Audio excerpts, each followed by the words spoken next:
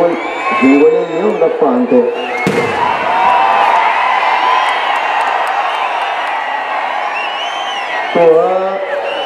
तो दुरून एवढ्याच ठिकाणा तो आमच्याकडे ठिकाणा आला.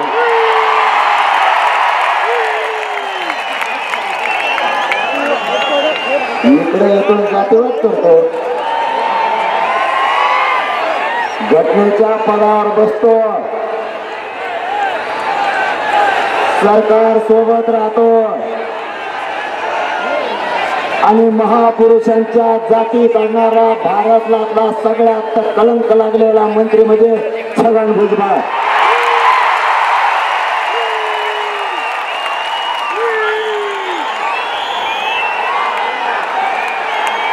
जाती जाती तेढ निर्माण करणारा, ओबीसी बांधवांनी मराठा बांधव गुन्ह्या गोविंदाने जगत असताना त्यांच्यामध्ये दंगले भडकवण्याचं काम करणारा सगळ्यात वाया गेलेला मंत्री म्हणजे छगन भुजबळ.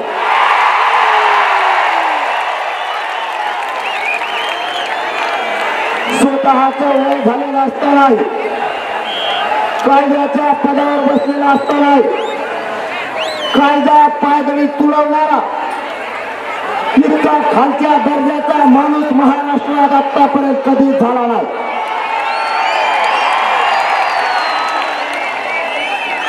या भारत देशात आणि महाराष्ट्रामध्ये महापुरुषाच्या जाती काढणारा आतापर्यंत एकही व्यक्ती झाला नाही. यांनी महापुरुषाच्या जाती काढल्या. राजद्रोहासारखा प्रकार हा माणूस करायला लागलाय. जाती जाती दंगले भडकवण्याचं काम करायला लागलाय. आणि मला काय म्हणतो तुम्हाला माहिती आहे का? आपण गप्प बसताना आधी बात आवाज बंद करा. मराठ्यांच्या लोकांनी आवाज करायचा नाही. आता शिकायचं नुसतं शांत बसला तरी लोक भररा दिवशी उडून गेले पाहिजे.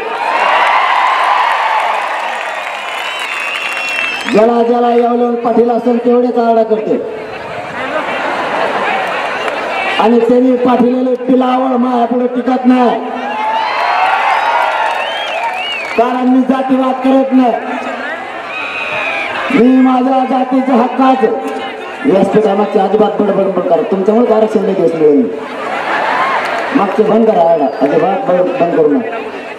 घुसाघुशी करू नका. खालून घुसतान वरून घुसतान घुसवणं काय कदा करतो बसा. तुम्हाला खोड येते एवढी कुंकडून घुसायची. घुसू नका. आता मराठी सगळीकडे घुसले, सगळे बघत कोणाला झोप्या नाही. मी जवळ झोपत नाही तर सगळे जागे चष्मे लावून बघत.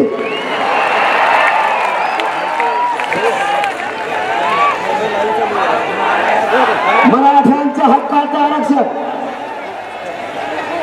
मराठ्यांच्या नोंदी सापडल्या, मराठ्यांच्या नोंदी शासकीय. हे खाली बसा रे, हे मागच्या नाही का बसा. बसा खाली. मराठ्याने काना खाली बसा. बिगर मराठी उभा राहा. म्हणजे आम्हाला तरी कळलं आमच्या कोण घुसले. बसा बसा पटापट खाली बसा. मागच्या लावायला लावू नका. बसा बसा लवकर बसा. मग सुरुवात करायची. कारण तो जागा चटणी पुढे बसून येतो. 2 चटणी फुले का पुढे ते का फटाफटा झाली. बसा लवकर.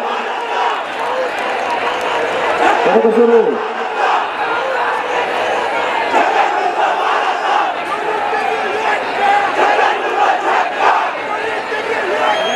शांत बसा. आरक्षण समजून घेऊ. आता शांत बसा. आरणा बंद करा. खाली बसा म्हणजे तुम बसा म्हणतो तुम्ही.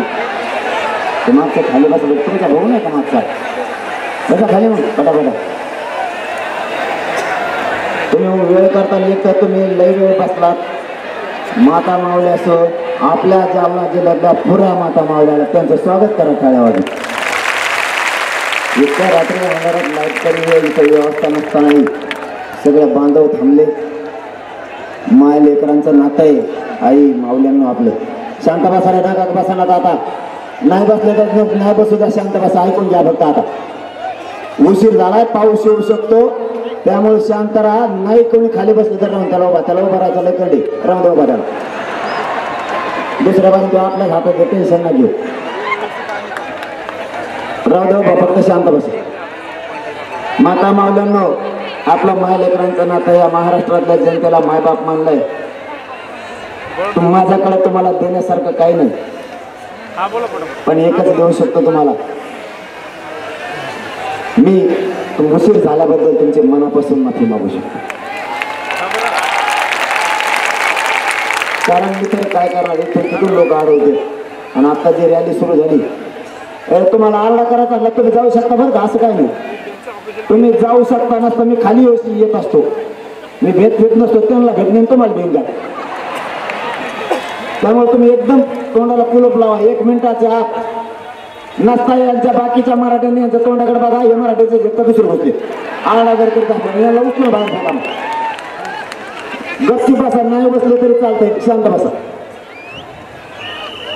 मराठ्यांच्या नोंदी सापडल्या शासकीय. मराठा ओबीसी आरक्षणामध्ये आहे,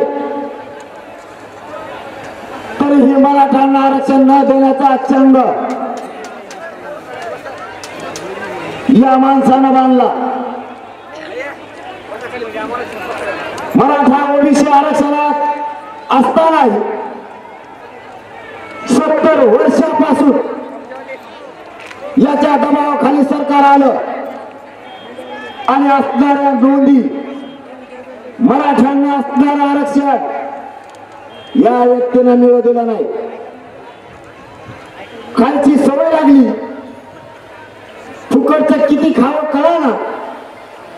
याच्या दबावाखाली सरकारनं मराठ्यांच्या नोंदी दाबून धरल्या आणि मराठ्यांच्या पोरांचं वाटोळं झालं. आम्ही आमच्या मराठ्यांच्या पोराच्या हक्काचं आरक्षण मागतोय. मी काय चूक करत नाही. यांनी मला शत्रू मानायला सुरू केलं, हे मला दुश्मन मानायला लागले. मी काय चूक केली? माझ्या जातीच्या लेकराच्या वेदना मांडल्या, माझ्या मराठा समाजाच्या घराघरातल्या लेकरांना आरक्षणामुळे त्रास होतोय, तो मी मांडलाय. मराठ्यांच्या नोंदी आहेत, आरक्षण का देत नाही हे मी मांडलं. जास्तीचं आरक्षण तू खातो, आमचं आम्हाला दे ही मागणी केली. मी माझ्या गोरगरीब मराठ्यांच्या लेकरासाठी मागणी केली. मी काय चूक केली आणि तुझा मला आणि माझ्या मराठा समाजाला दुश्मन मानणार असला तर मीही भेट नाही. आरक्षण घेतल्याशिवाय सुट्टी नाही. तुला काय करायचं तर काय. ओबीसीचंच आरक्षण घेणार. सरकार कसं येत नाही ते मराठा समाज बघणार आहे. आम्ही दंड आणि माड्यात दोन्ही थोपडल्या.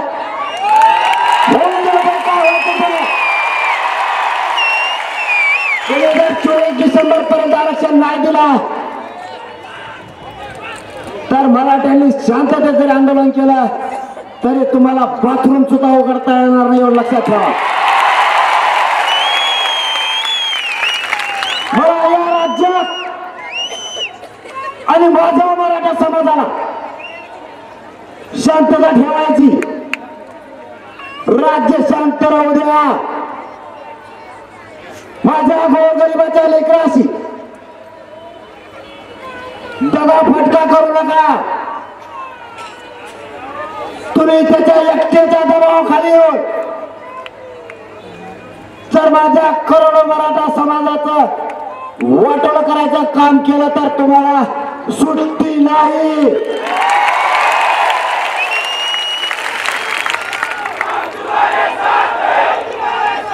माझ्या बापजाद्या मराठ्यानं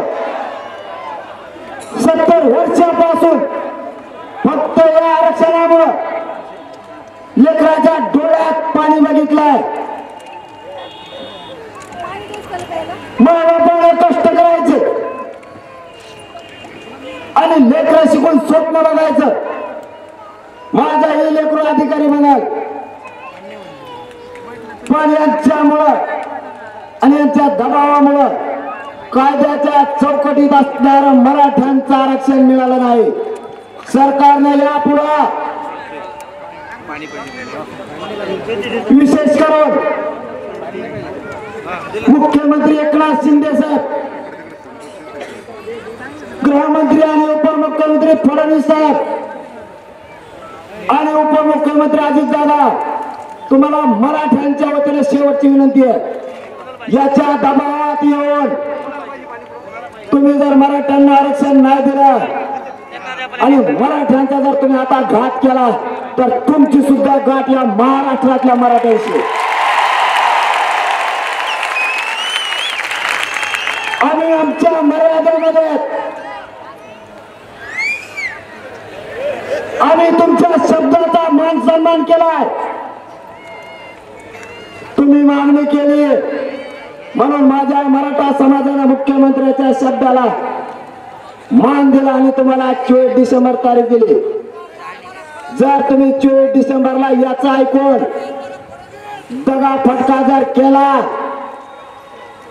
आंदोलन शांततेत असणार, परंतु तुम्हाला ते किती डेंजर असणार मग तुम्हाला त्या टायमाला कळेल. थांबा, आता नाही सांगत.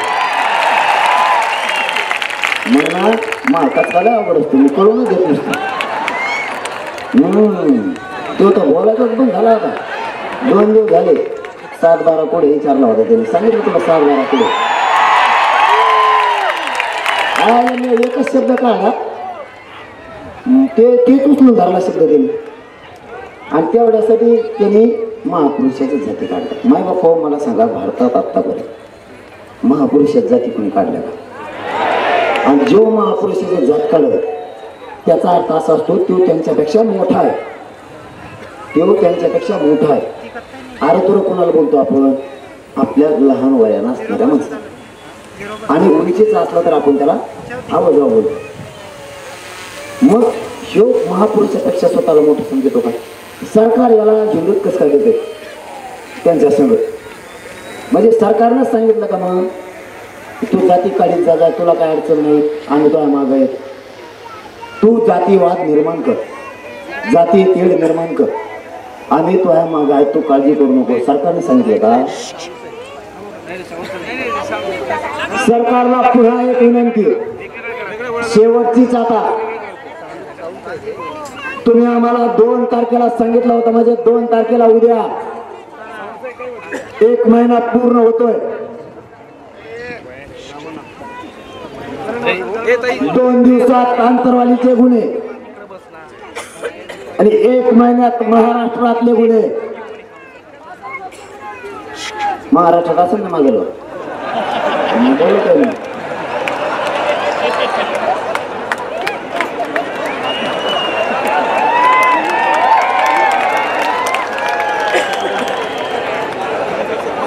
आंतरवालीतले गुन्हे 2 दिवसात आणि महाराष्ट्रातले गुन्हे 1 महिन्यात. मुख्यमंत्री एकनाथ शिंदे साहेब, गृहमंत्री देवेंद्र फडणवीस साहेब आणि अजितदादा पवार यांच्या वतीनं 3 लोक आले. आज हिसाब चुकता होणार आहे बरं का सगळ्या. यांच्या वतीनं टकोरे टाकी गुलाम कोणते यांच्या वतीनं उदय सामंत साहेब, धनंजय मुंडे साहेब,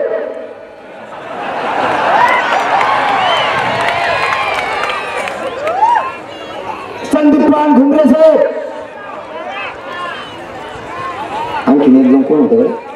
अतुल साहेब साहेब ज्यांना गेलं माहितच नाही, ते पालकमंत्री आहेत म्हणून.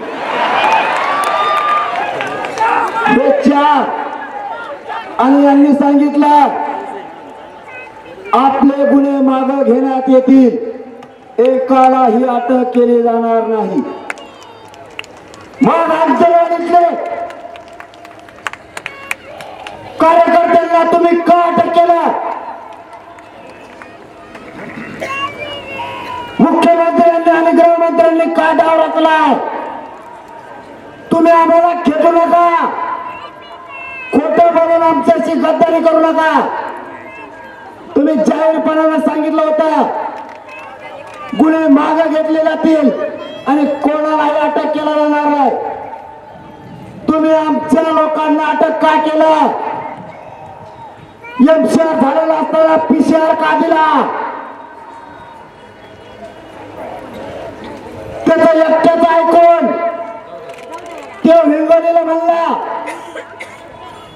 एमसीआर दिलाय म्हणून सरकारनं पीसीआर घेतला का? तुम्ही आमच्याशी दगा फटका करू नका. पहिल्या एसपीला आणि स्थानिक पोलिसांना आमच्यावरती प्राणघातक हल्ला घडून आणला. आम्ही ते विसरलेलो नाही. तुम्ही पुन्हा डाव रचू नका. पहिल्या एसपीची तुम्ही बक्षिसी म्हणून त्याला बढती दिली. आता आमचे लोक अटक करून यांना बढती द्यायची की काय? राज्य सरकारला सांगतोय तुम्ही यांना बढती देताल आणि 5 कोटी मध्ये जायला भेटत नाहीत. तुम्ही सगळ्याला घेऊन चला, आम्ही सगळे येतो. आम्हाला सगळ्याला जेलला टाका. तुमच्या इच्छा पूर्ण करा, पण तुम्हाला मराठी मग घुसच तोडायला लावणार. तुम्ही जर आमच्या अधिकाऱ्यांच्या हाताने छळ केला तर पुढेही तुम्ही आमच्या हातात एक घे विसरू नका. त्याला एकट्याला घेऊन मिळा. मग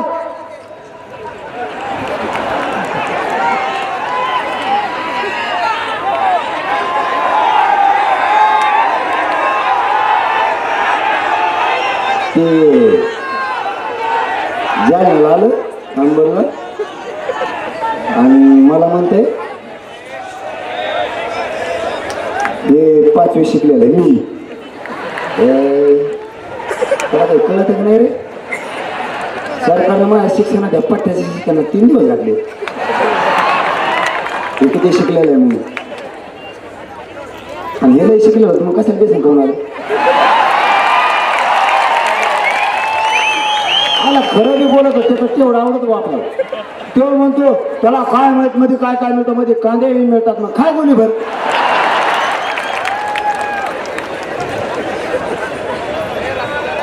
सगळ्या दुनियाचा खातो. महाराष्ट्र सदन खाल्लं मध्ये जाऊन आला. मला सांगतो आता तिचं लय मोठं काढणार 25 तारखेला. त्याने उगाच माहिती लागलं. मी लई येडपडी मी लई शहाणा आहे का माहिती लागायला त्यांनी. माझ्याकडे एक तर कोणताच मात्र येत नाही सध्या. ते म्हणतात ते गाडी गरम आहे का गाडी बघा आधी लांबून. कारण आपलं झाकून झुकून काही नसतं. तुला काय सांगायचं ना इथे सांगायचं. व्यासपीठ रे पवित्र व्यासपीठ मराठी इथे सांग. कापऱ्यात नको.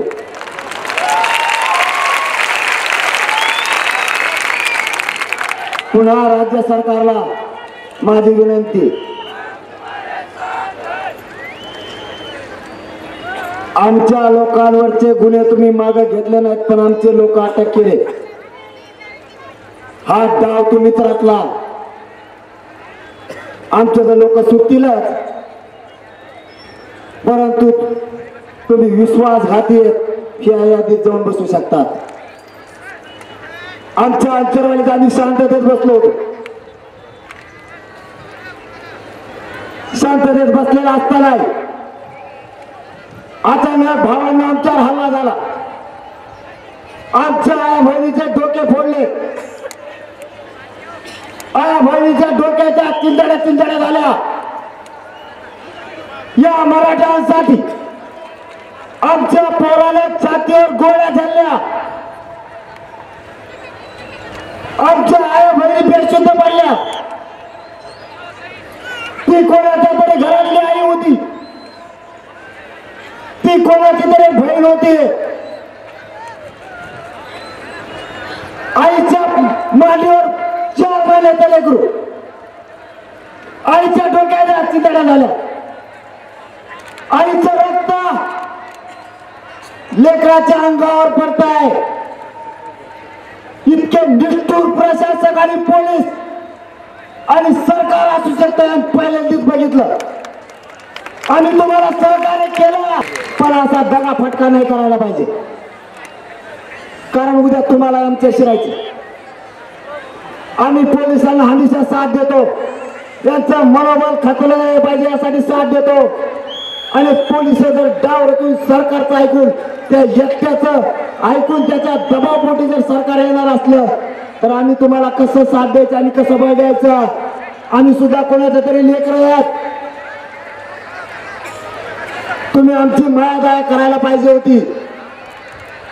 काय कारण की तुम्ही 3 महिन्यानंतर आमचे लोक अटक केले.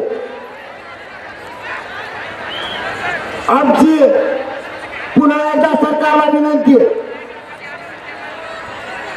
तुम्ही आमच्या लोकांवर आता अन्याय केलाय, पुढच्या काळात आम्ही सहन नाही करणार. दुसरी गोष्ट, लातूर जिल्ह्यात असं काय झालं की तिथे 144 लागू केली. हे नाटक तुम्ही बंद करा. मुख्यमंत्री आणि गृहमंत्री साहेबांना सांगतो, समाजाची नाराजी पत्करू नका, समाजाचा रोष तुमच्या अंगावर घेऊ नका. लातूरला कार्यक्रम होणार,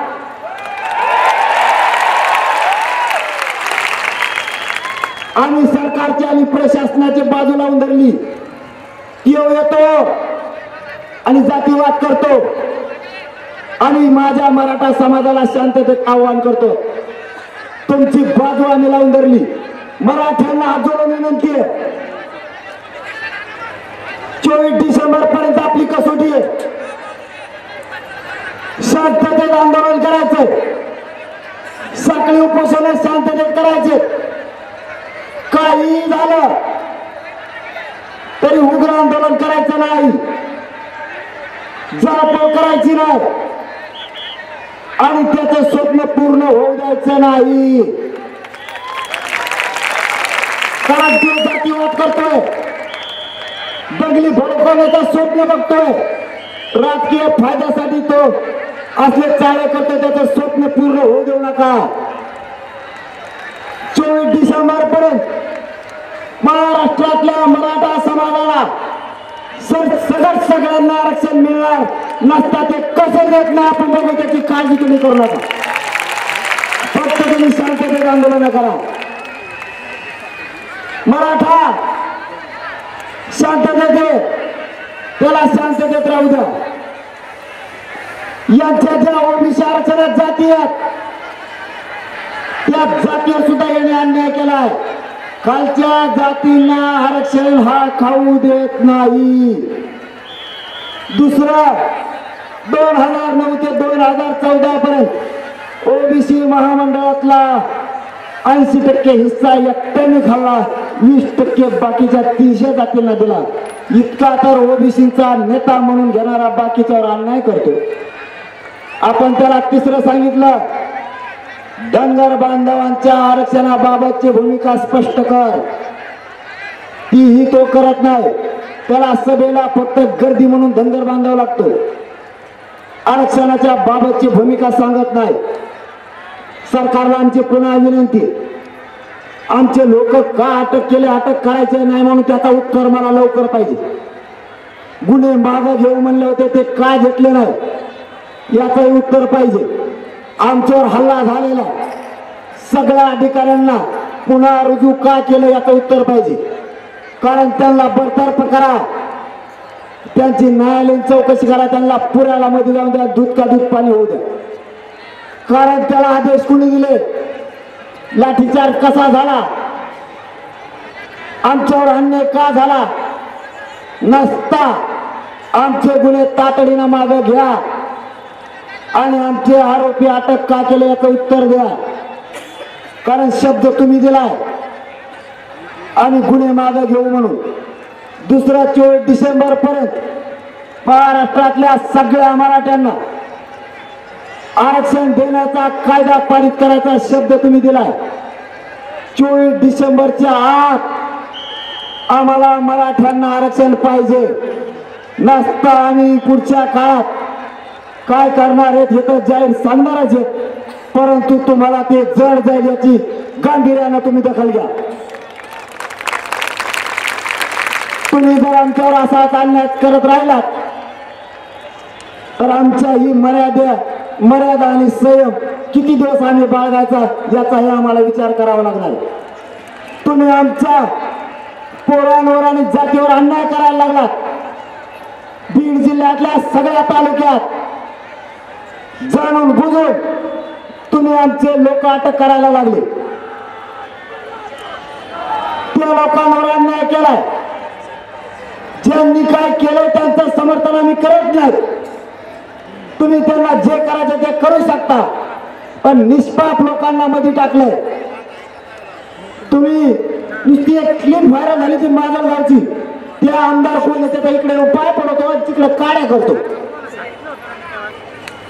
तो नुसता क्लिप व्हायरल केली म्हणून 12 दिवस झाला आपल्या एक बांधवामध्ये. तो कशातच येत नाही. आता याला जोडून दुसरं सांगतो. बीडला आणि जालन्याला सुद्धा गृहमंत्र्यांनी सांगितलेलं असतं नाही आमचे लोक अटक कस काय. याचा अर्थ इथले स्थानिक प्रशासन मुद्दाम अटक करते का गृहमंत्री करायला लावतात याचंही उत्तर आम्हाला पाहिजे. कारण तुम्ही यांना बक्षिसे म्हणून बडच्या देणार आणि आम्ही उघड्या डोळ्याने आमच्यावर अन्याय आता नाही बघू शकत. बस तुम्हाला जितकी मदत करायची तितकी खूप केली आहे. तुम्ही जर आमच्या लोकांवर अन्याय करायला लागले नसता या 2 दिवसाच्या आत सरकारनं सगळे गुन्हे मागे घेतले पाहिजेत. सगळेच्या सगळे महाराष्ट्रातले, तरच तुमच्या आमच्या जमताने तुम्ही आमच्याकडे आता यायचंच नाही. आरक्षण कसं घ्यायचं ते आम्ही ठरवू. आता त्या हिंगोलीचा तुम्हाला एक सभेचा आणखी एक किस्सा सांगतो. ते आलेला शिष्टमंडळ सरकारच्या नारायण कुचे सुद्धा होता. भोकरदनला जो बोर्ड फाडला त्याबाबत मी कोणाचंच नाव घेतलं नाही, तरी यांनी ओबीसीच्या मेळाव्यात त्या नेत्यांना नाव दिले आमच्यावर अन्याय होतो म्हणून.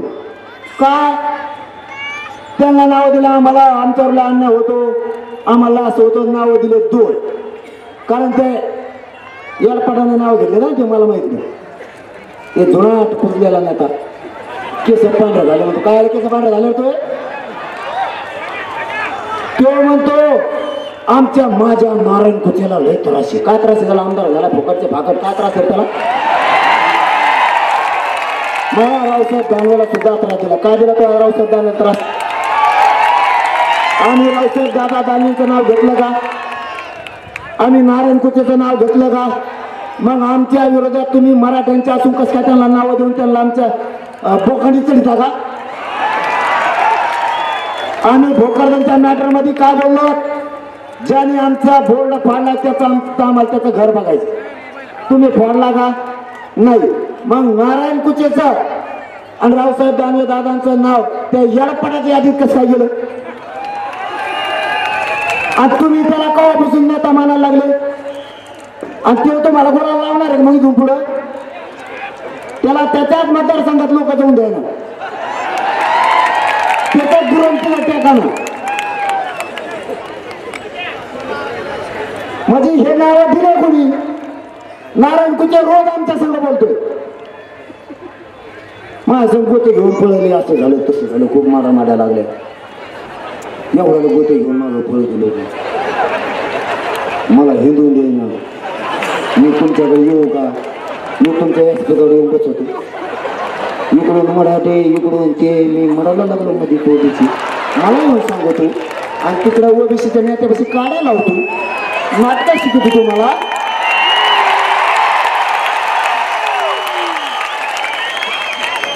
नारायण कुचे साहेब तुम्हाला खूप मानत होता मी. तुमच्या वेळेत तुमच्यामुळे 2 नामजदिस्ती झालेली. हे गुन्हे मागं घ्यायला सुद्धा होतात. काढे लावायची गरज काय? मला त्रास होतो. छगन भुजबळने तुमचं नाव कसं काय घेतलं? याचा अर्थ अंधारातून तुम्ही ओबीसीच्या नेत्याला सांगता. मराठ्यांच्या गुलाल अंगावर पडला पाहिजे. आणि मराठ्यांनाच खुट्या मारता का? तुमचं नाव मी नाही घेतलं, दानवे दादाचं सुद्धा नाही आणि कुचेचं सुद्धा नाही. त्यांनी नाव घेतलं, तुम्ही सांगितल्याशिवाय त्यांनी घेतलं नाही. आता घ्या मग त्याला तुमची. मराठ्यांनी सावध व्हा, मराठ्यांनी सावध व्हा. तेवढा असा गप्पा मारतो दवाखान्यातून पाठवची तुम्हाला कशी नारायण कुचे. अरे मी चांगलं मानित होत राहू त्याला. आपण केव्हा खरं बोलतो, आपण शपथ खोटं न बोललो. मी शपथ येतो वाट नाही, जे व्हायचं असेल ते भेट नाही कोणाला, पण शपथ वाट नाही. आणि तरी म्हणला भाऊ दडंगे पाटला शिवाय मदत मला नाही, त्याला मग आडनाव सुद्धा घेता येईल. दडंगे पाटला शिवाय मदत. आणि एवढ्या वेळेत मला तांबाळा तुले मग या धुऱ्या उलार होण्याचा अंदाज आहे. तो म्हणला मी म्हणलो, त्याला म्हणला तो पोरा शपथ म्हणला का. आणि तिकडे ओबीसीच्या नेत्याला काढायला होतो. 2 मिनिटात म्हणला मी काय करतो लगेच गृहमंत्र्याला सांगतो. यांनी फोन लावला, आम्ही आता मध्यस्थी घेऊया आमच्या ते नारायण कुचे. मग आम्ही त्याला फोन लावला, म्हणलं बीडला लई त्रास व्हायला लागला, सांग तेवढं. ते गेलं पालकमंत्र्याला सांगायला. त्यांनी सांगितलं मला नाही, मग त्याचा मोबाईलचा तपासण्या करा, रेकॉर्डिंग करू. आता होऊन जाऊ दे, आता जे होईल ते होईल. त्याने लावला धनंजय मुंडेला फोन. ते मला तिथं लोकांना त्रास देऊ नका. ते म्हणलं तू तुला बघ, मला जे करायचं ते मी मग मी गुतून लोकाला. आणि नारायण कुचेने मला सांगितलं बीडचे लोक धनंजय मुंडे गुतून म्हणून.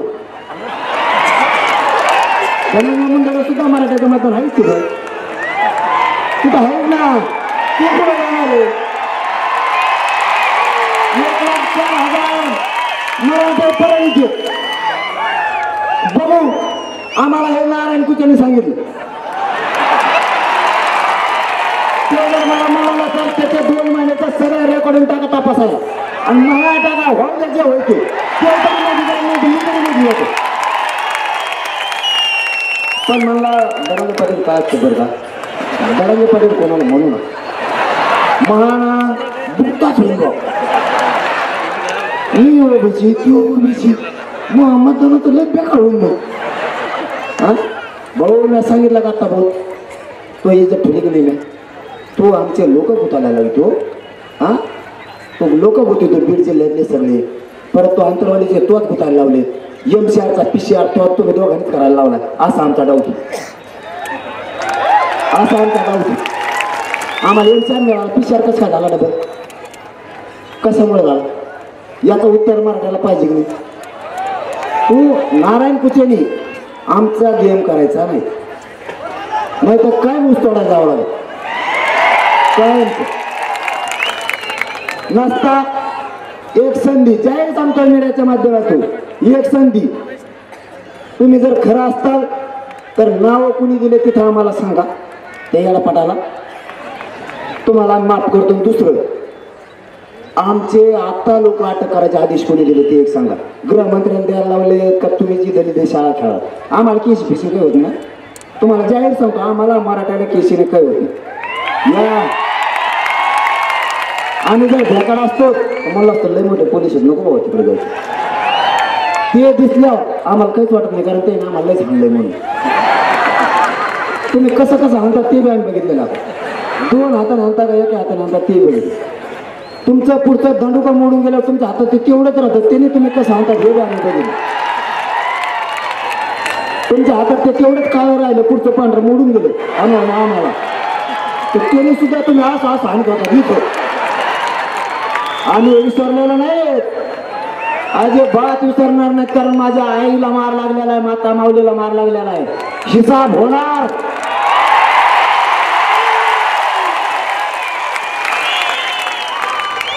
फक्त आम्हाला शांत राहू द्या. तुम्हाला विनंती आहे गृहमंत्र्याला आणि मुख्यमंत्र्याला, आम्हाला शांत राहू द्या. तुमच्या शब्दाला प्रत्येक वेळेस तुमच्या शब्दाचा सन्मान माझ्या मराठ्यांना केलेला. आम्हाला शांत राहू द्या. त्या वाटेवर याची वेळ येऊ देऊ नका. तुमच्या पायाला हात लावून सांगतो आम्ही शांततेत आंदोलन करतोय. सभा थांबवता, 144 त्या लातूरला लागू करता, त्या लातूरच्या कलेक्टरला आणि त्या SP ला नोंदी सापडायच्या नाही कळत का. त्या बीडच्या कलेक्टरला नोंदी सापडणार आणखी ते नाही जमत का काम. पगार घ्यायला जमतो का? गोरगरिबांचे पैसे आहेत आमचे तुमच्या पगाराला, तेव्हा तुम्ही खाताय. आमच्या गोरगरिबाच्या नोंदी सापडायच्या ते नाही चालत. महाराष्ट्रातले सगळे कक्ष पुन्हा सुरू करा. मुख्यमंत्री साहेब 2-3 दिवसापासून कक्ष स्थापन केलेले बंद केलेत अशी मला माहिती आहे. नोंदी मिळाल्या की प्रमाणपत्र देण्याची जबाबदारी तुमची आहे. ते पुन्हा सुरू करा. तुम्ही आमचा अंत पाहू नका, कारण तुम्हाला जड जाईल. कारण त्याचा एकटाच ऐकून मुख्यमंत्री बोलतोय, उपमुख्यमंत्री म्हणतोय, तो म्हणतो तेच बरोबर आहे. त्याच संघ मग हे ना त्याच्या संघ आले जवळ दिवस हे ना गळ्यात हात टाकून त्याच्या तुम्ही हिंडा मग माझ्या शेत त्याच्या संघ. त्याला काही काम न राहिला आता. त्याची बुद्धी कमी चलती. त्याला काय ते काही काय बरोबर त्याची त्यालाच कळत नाही. आला तो आधी मुंबईला गेला, मुंबईतून सटाण्याला आला, तिथं त्याची सासरवाडी म्हणतात लोक. तो परत तो येवल्यात आला. आता परत चांदवडमध्ये जाणार आहे अशी गुणगुण आली. आता चांदवडमधून पुन्हा मुंबईत जाणार आहे का मध्ये टाकी देते काय माहिती त्याला. नाही ऐकलं मध्ये काय काय मिळतं ते त्याला माहिती. अरे ह्यो काय करतोय, नाटक करतोय. ओबीसीचा नेता म्हणून गोरगरीब ओबीसीला ह्यो काय देत नाही. फक्त गर्दीसाठी याला धनगर बांधव आणि ओबीसी बांधव पाहिजे, पण भूमिका स्पष्ट करत नाही. त्याचं काहीच खरं नाही. आता तर काहीच त्याचं खरं राहिलं नाही, कारण त्याला काय बोलावं सुचत नाही. त्यांच्यातलं एक पार्टनर म्हणला पाय तोडतो मी. अरे मी गर्दीत एकटा घुसतो, मी राहणार ना हिंडतो. मग पाय तोडायला तू आणि बर तू. अरे मी उंच काय शहाणा नाही, सगळ्याला माहिती. मी थोडा बी शहाणा नाही, अजिबात नाही. तू आधी मग अभ्यास करून बघ मी कसं काय नमुना आहे. मी 3-3 दिवस आणि 3-3 रात्री झोपत नाही. आणि मी जवळ झोपत नाही तर सरकार झोपत नाही. आणि तू मग हे पाय तोडणार.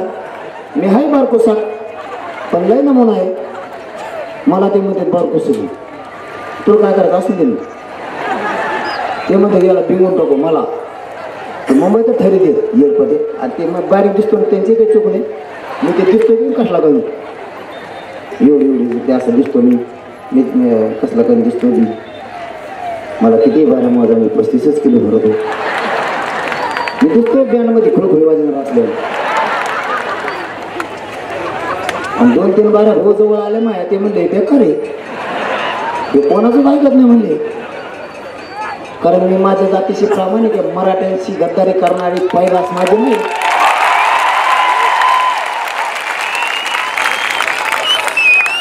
सरकारला पुन्हा एकदा विनंती, आमच्यावर अन्याय करू नका. चाललंय शांततेत चलू द्या. मला काही जण काय आता शेवटचं सांगतो बरं का, उठू नका. सांगू का ते मला काही जण म्हणते 24 तारखेनंतर काय ठरवू. जरा दम निघत नाही का आपल्याला, जमत नाही हो. ठरवू आपण मराठा समाजाची बैठक घेऊ. आणि मला वाटतं आपण आज घोषणा केलेली बरी रे. सरकारने जर आपले गुन्हे मागे घेतले नाही, मराठ्यांना ओबीसीत आरक्षण दिलं नाही, मग पुढं काय करायचं. याच्यासाठी महाराष्ट्रातल्या मराठा समाजाची 17 तारखेला आपण बैठक घ्यावी असे मला वाटतं. तुमचं काय मत आहे? उपोषण करते, साखळी उपोषण करते आणि मराठा समाज यांची एकत्रित आंतरवालीला किंवा पाऊस असला तर एखाद्या मंगल कार्यालयात 17 डिसेंबरला मराठ्यांची महाराष्ट्रातली बैठक घेऊन ठर. करायला लागले तर काय करावं त्याला. अरे नाही बाबा जमत नाही होतं मला. जर तुम्ही म्हणतात तसा काय प्रॉब्लेम आहे. आम्हाला सगळे लोक मुंबईला जातात का नाही जात. मुंबई आमची आहे का नाही. आम्हाला मुंबईला काय प्रॉब्लेम आहे. आंदोलन नाही करणार, आम्ही नाही करणार. पण मुंबईला यायला प्रॉब्लेम काय का आम्हाला. मग सगळ्यात जुनातून मुंबई बघायला येते लोक विमानतळ बघते आम्हाला बघायचे आता कसलं असतं काय प्रॉब्लेम आहे तुम्हाला विमानतळ कसलं असतं की बघायचं बिस्किट कसले बनत आहेत कंपनीत बघायचं आम्हाला तुम्हाला काय आता आम्ही कोणाला काही बोलणार आहेत का लय झालं तर आरक्षण द्या म्हणणार नाही आपण बघून द्या ना मुंबई कसले समुद्र कसला आहे इंडिया गेट कशाला म्हणतात ते बघून द्या ताज हॉटेल म्हणजे काय